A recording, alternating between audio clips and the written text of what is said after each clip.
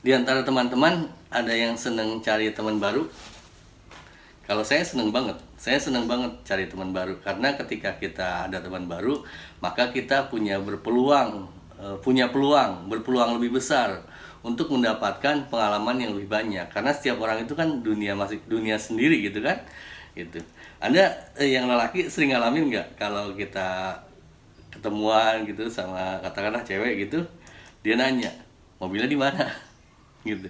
Kalau Anda perasaan Anda gimana? Kalau saya perasaan saya menerawang dan saya pengen ketawa gitu. Cuman saya tidak menampakkan. Karena dengan serta merta saya bisa menilai bahwa ini cewek matre. Dan dia pengennya ketemu mobil bukan ketemu saya. Kalau saya sih gitu. Cuman perlu kita pahami juga bahwa kita itu generasi pertama yang punya mobil. Gitu. Saya sendiri, saya generasi pertama. Almarhum bapak saya nggak punya mobil. Seumur-umur beliau paling naik motor Honda 70. Kalau waktu ngajar beliau pakai sepeda pancal gitu.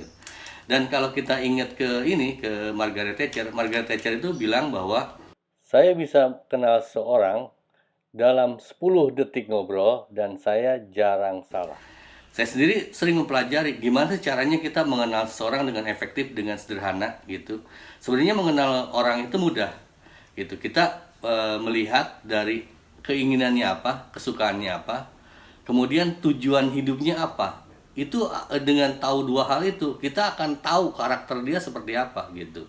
Hal-hal yang lain mungkin kita bisa memilah orang itu baik lelaki atau perempuan, kan ada yang bertanggung jawab, ada yang tidak bertanggung jawab, ada yang mau menang sendiri, ada mau lempar batu sembunyi tangan, kamu makan nangka dia dia dia makan nangkanya, kita kena getahnya, kayak gitu kan.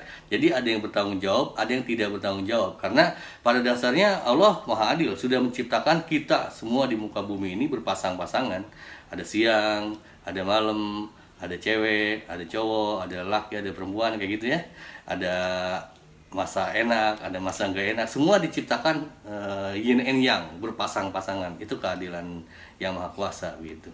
Dan cara untuk mengenal seseorang adalah dari yang, kalau menurut saya sih, dari pertanyaannya tadi. Dari pertanyaan itu menunjukkan deepest desire-nya, keinginan terdalamnya. Ketika ada seseorang baik lelaki atau perempuan nanya ke kita mobilnya di mana, sebenarnya keinginan terdalamnya, kalau cewek mungkin dia pengen punya cowok, pengen punya pacar yang punya mobil supaya bisa diantar-antar dia.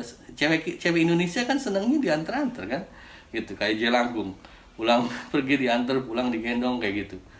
Nggak tahu kayak gitulah pokoknya, senangnya begitu pada umumnya loh, mungkin Anda enggak, pada umumnya gitu. Nah, kalau kita udah tahu kira-kira pertanyaannya, kita udah ada feeling, udah ada clue pertama. Clue berikutnya ya kita dari pengalaman-pengalaman lah, kita semua kita lihat kira-kira dari apa yang kita alami gitu, kira-kira seorang ini punya tanggung jawab apa enggak gitu.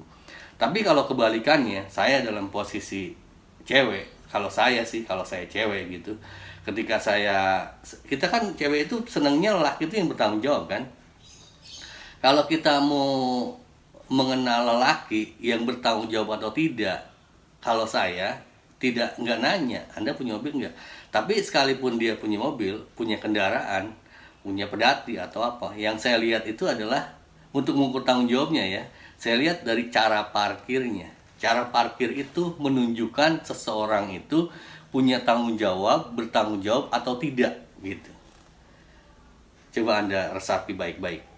Gini, misalnya ini di scope scope teoritis.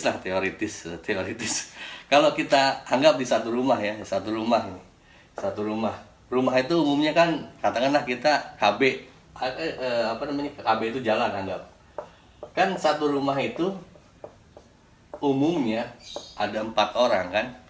Ini bapak, ini ibu, ini anak gitu. Dan kemungkinan dari 4 anggota keluarga ini kan punya mobil kan, mungkin mobil. Nah, jika ini rumahnya, maka kalau kelihatan di satu rumah ini ada ruang parkir di area milik dia loh, maka dia bertanggung jawab. Kalau tadi lelaki yang masih bujangan kelihatan misalnya datang ke rumah Anda, datang dia mau ke mobil gitu, dia parkir aja di sini gitu, tanpa memperhatikan bahwa di sini ada orang lewat, ada orang mau sekolah, ada mau belanja. Kemungkinan feeling kita, dia tidak bertanggung jawab. Tidak bertanggung jawab kalau menurut saya loh. Menurut saya atau berdasar pengalaman juga gitu. Karena kalau dia memang punya tanggung jawab, dia akan melihat.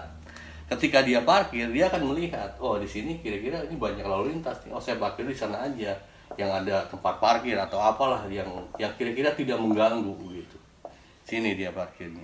Kalau cerita kita di Singapura kan beda. Di Singapura itu Anda punya punya uang berapa miliar pun, Anda nggak akan bisa punya mobil kalau Anda tidak punya ruang parkir. Coba cek aja gitu. Kalau yang belum tahu, saya pikir teman-teman tahu bahwa kalau di Singapura itu jelas, kalau kita pengen punya mobil maka kita harus punya ruang parkir. Kalau kita tidak punya ruang parkir, berapapun kita punya uang, kita tidak bisa beli mobil. Itu gitu. Jangankan mobil ya, kalau di Singapura, rumah aja ada aturan lain. Misalnya Anda punya uang genep miliar, genep triliun lah, genep triliun, tanggung 5 miliar mah, genep triliun, Anda tidak bisa punya rumah sebelum Anda berumur 40 tahun. Itu jelas. Kenapa ada aturan seperti itu? Itu ngelanturnya ya. Kenapa ada aturan seperti itu? Karena memang mereka terbatas areanya. Kalau di kita kan luas, negara kita tuh luas gitu. Tapi kembalinya ke diri kita. Kita punya tanggung jawab atau tidak gitu. Dan untuk memudahkannya gitu. Itu untuk rumah ya, untuk seorang, untuk pribadi. Nih sekarang saya tambahin bonus. Kita kan kegiatan itu macam-macam. Ada rumah, ada hotel. Misalnya ini rumah, ada hotel gitu ya. Ada restoran, kemudian ada apa lagi ya? Tempat ibadah. Yang bisnis aja, yang bisnis hotel.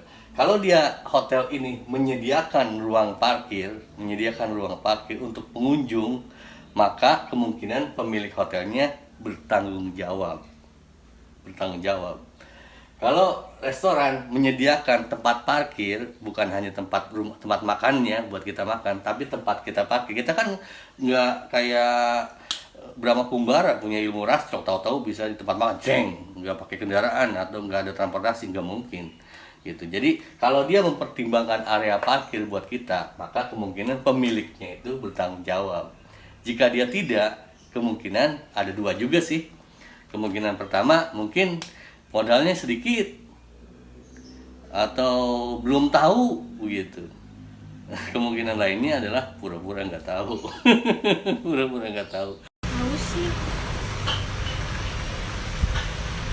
Untuk link kebutuhan ruang parkir tiap ruang kegiatan buat Anda yang perlu, nanti saya kasih link di deskripsi ya. Kebutuhannya, standarnya itu bisa pas bisa enggak, tapi itu standarnya seperti itu gitu. Ya, intinya yang pengen saya sampaikan saat ini adalah kalau buat kita orang transportasi, mengukur seseorang itu bertanggung jawab atau tidak itu bukan dari dia punya atau enggak, tapi dari caranya dia. Kalau punya kendaraan, cara parkirnya gimana, parkirnya di mana. Kira-kira demikian. Silakan beri kami masukan. Mohon maaf apabila ada kesalahan. Tetap jaga kondisi dan tetap usaha. Awesome.